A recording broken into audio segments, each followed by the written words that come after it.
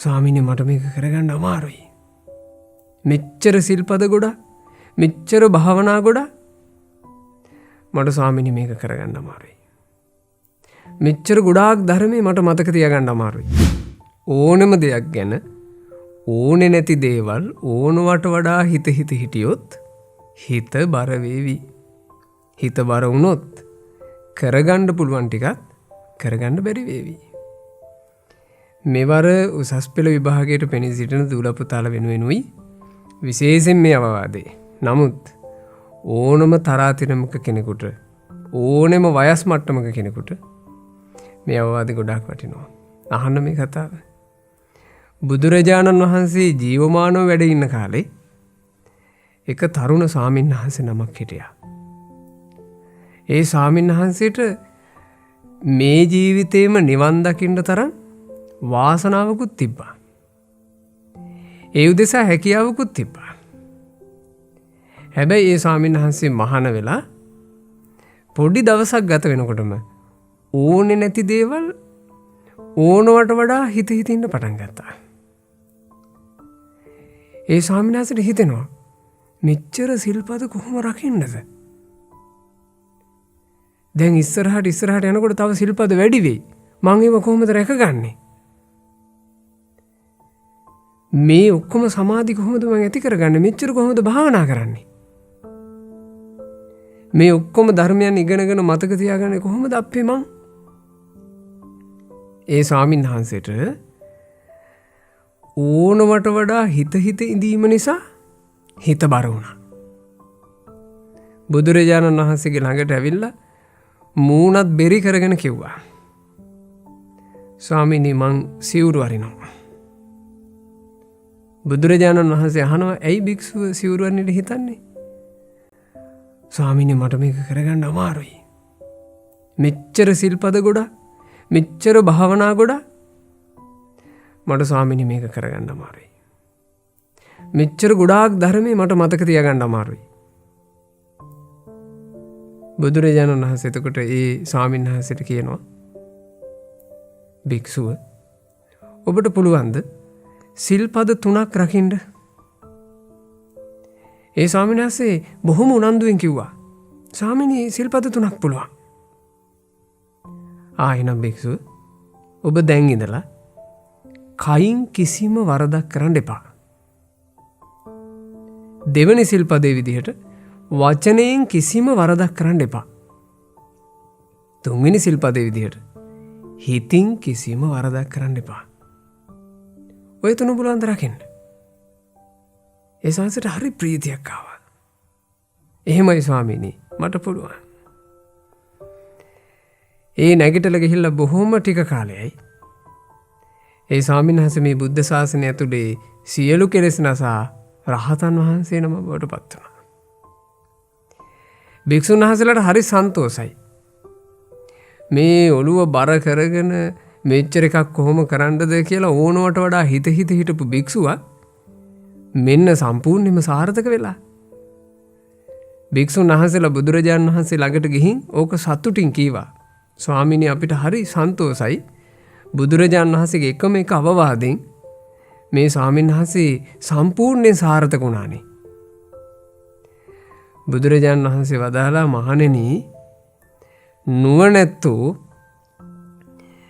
ඕන නැති දේවල් ඕනවට වඩා හිත ඔළුව බර කරගන්නේ. ඒක අතීතේ පවා හිමයි. මහණෙනි අතීතේ එක ගොවියෙක් තමන්ගේ වගාදිගා වැඩි කරගන්න හිතාගෙන එයා අලුතින් ඉඩමක් මිලට ගත්තා. වෙන සිටුවරයෙකුගේ ඉඩමක් එයා මිලට ගත්තා. මිලට අරගත්ත ඉඩම ඒ භූමි භාගය පොඩ්ඩක් සුද්ධ කරන්න ඕනේ කියලා හිතාගෙන මෙයා ඒ කොටස තමන්ගේ උදැල්ලෙන් උදළු ගන්නකොට උදැල්ල එකපාර ටංගාන සද්දකින් යමක වැදුනා. මේ ගොවි මහත්තයා මේක පාදලා බැලුවා, මේ මොකේද මේ වැදුනේ? එතකොට ලස්සනට දිලිසුණා. තව ටිකක් පාදලා බලනකොට මේ ඉඩම මිලට ගත්ත ඒ ඉඩමේ අයිතිකාර සිටුවරයාගේ නිධානයක්.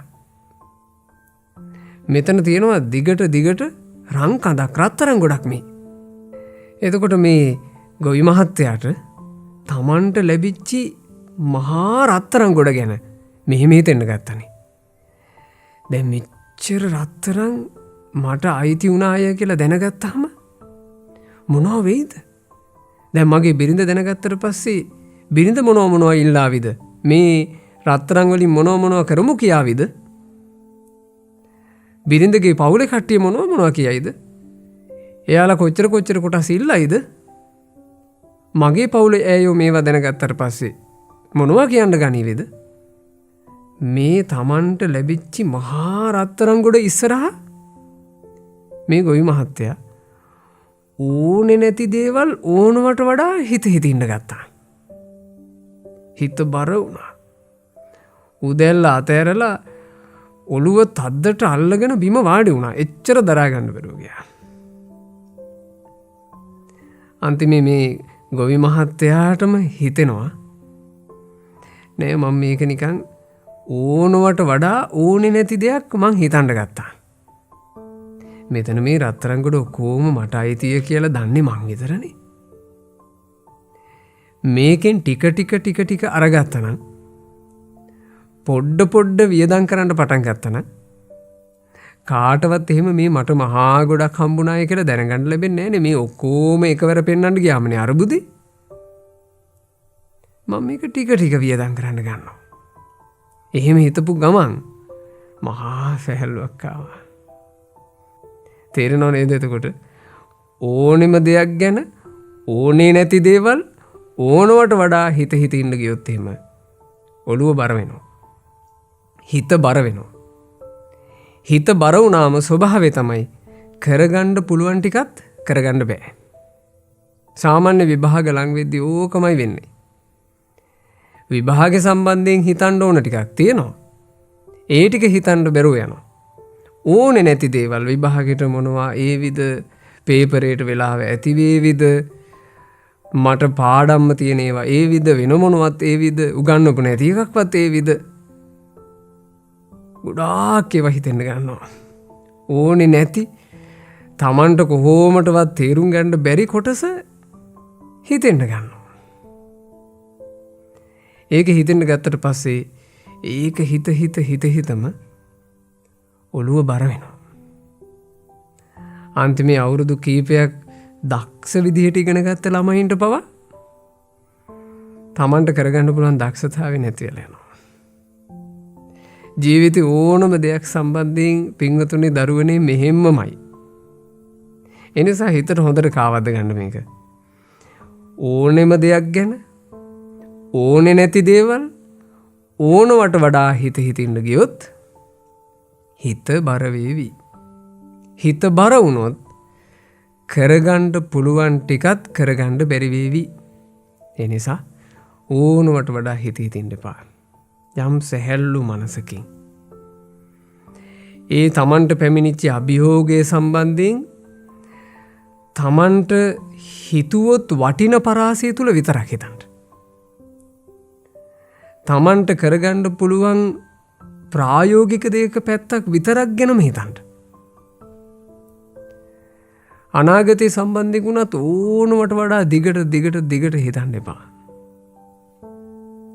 විභාගයට මුහුණ දෙනකොටම හිතන්න එපා ෆේල් වුණොත් ප්‍රතිඵල සවුත් වුණොත් එහෙම මං කොහොමද මුහුණ දෙන්නේ? යාළුවන්ට මුහුණ දෙන්නේ කොහොමද? අම්මා තාත්තා මොනවා කියාවිද? ඔය ඕන් නැති දේවල්.